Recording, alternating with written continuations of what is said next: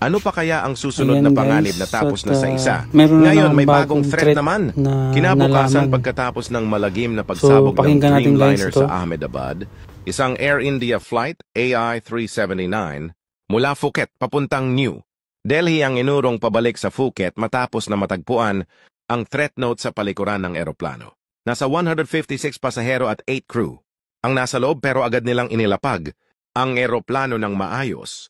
Wala namang nakitang kahina-hinalang bagay at pansamantalang inanunsyo ang 3 suspetsadong pasahero.